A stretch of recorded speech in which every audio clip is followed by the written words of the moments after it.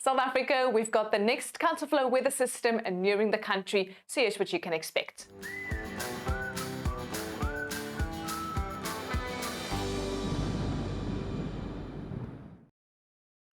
Let's jump right into which areas this counterflow weather system is going to affect the rest of the week. Now, accumulated rainfall model up until Thursday showing that we are expecting most of the storms over the interior of the country to become scattered here over Lesotho and parts of the Eastern Cape.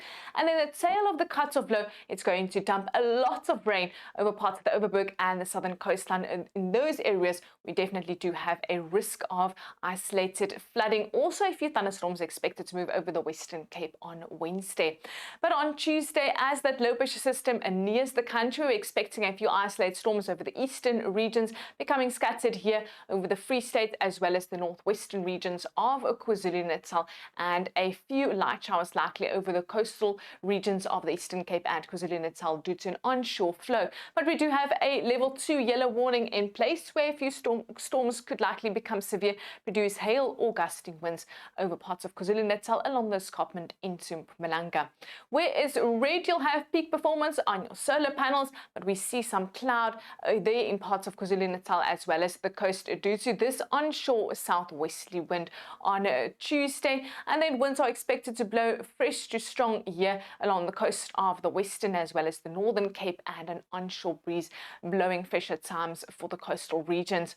A windy Tuesday for the Western Cape, especially along the coast, that southeaster gusting at times in the mother city, and also an onshore flow bringing some cloud for the southern coastline. Temperatures over there in the lower 20s, 31 in Oudtshoorn, also becoming hot over the rest of the Karoo with temperatures above 30. Very early on Tuesday morning, a few foggy patches likely in parts of the Eastern Cape. Otherwise, a partly cloudy day, and the cloud also is moving over the coastal regions due to this onshore flow. An easterly wind will bring in a few light showers between East London and Port St. John's, but most of the day it's going to be mostly cloudy.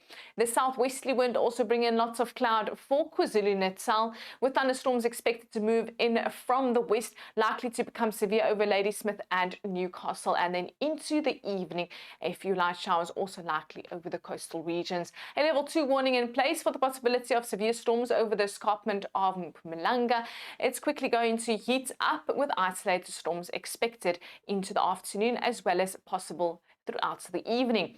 And then a mainly southeasterly wind blowing fresh at times in the Lowveld as well as the Bushveld of Limpopo on Tuesday, where it's also going to be sizzling hot with 37 in Lephalale.